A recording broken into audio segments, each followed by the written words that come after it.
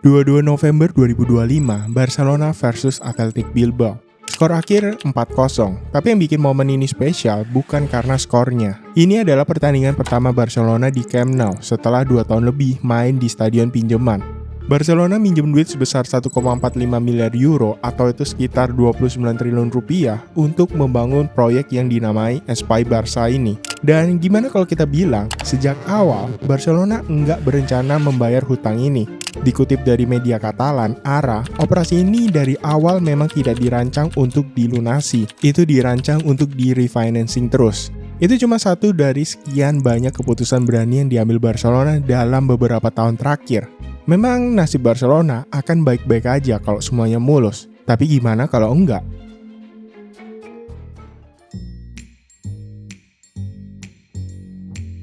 Tahun 2022, Barcelona menjual 25% hak siar mereka ke perusahaan investasi Amerika bernama Sixth Street.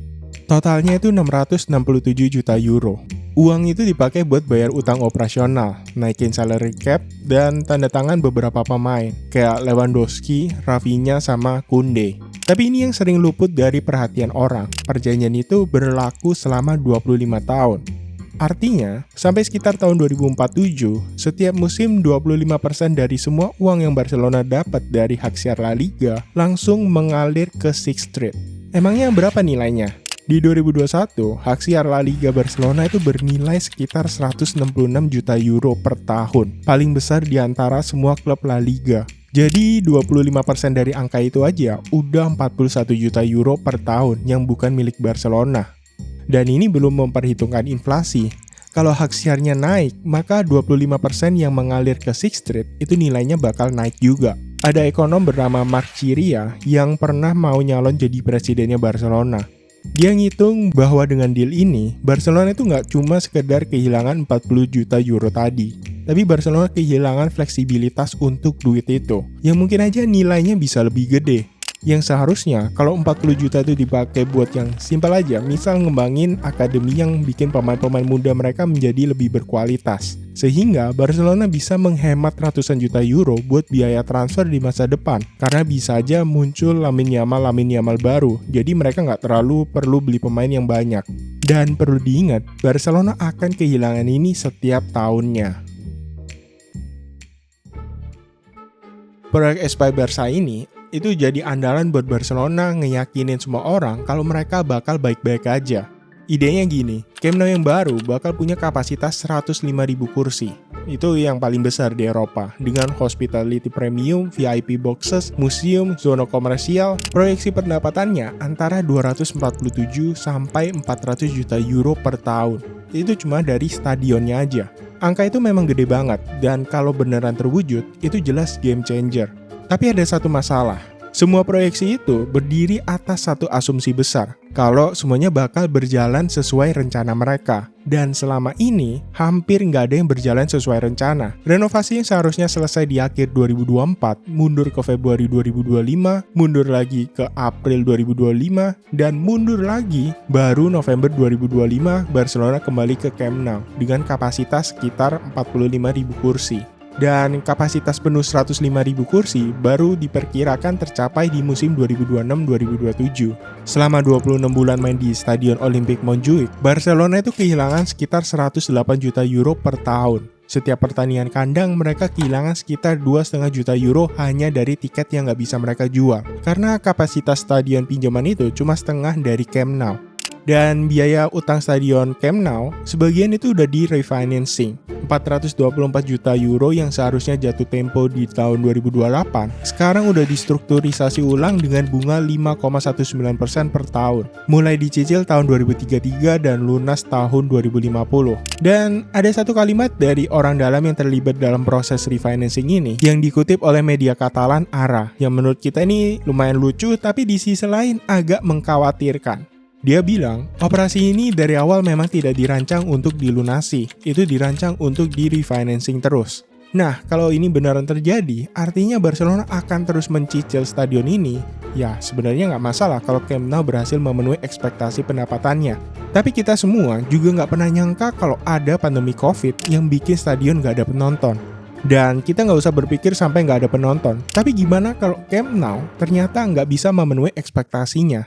Jelas proyek ini bakal jadi pedang bermata dua.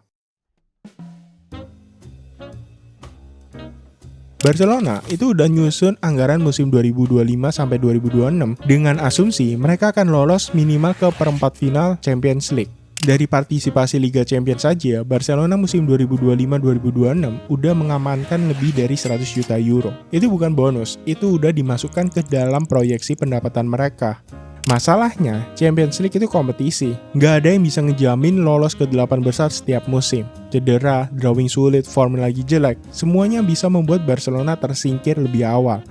Kalau Barcelona misalnya tersingkir dari fase grup, dan itu pernah terjadi di 2 musim berturut-turut, 2021-2022 sama 2022-2023.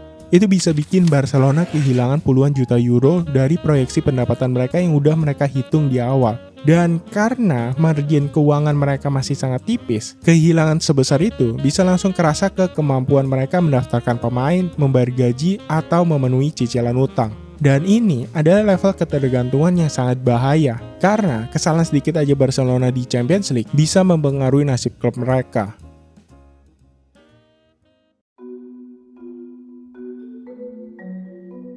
Ya, kasus Negreira.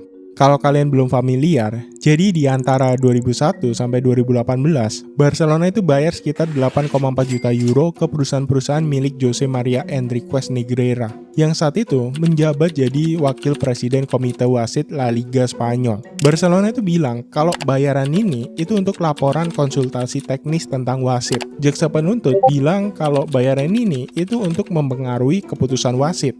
Kasusnya itu masih berjalan. Beberapa mantan presiden Barcelona kayak Sandro Rosell, Bartomeu itu udah dipanggil ke pengadilan.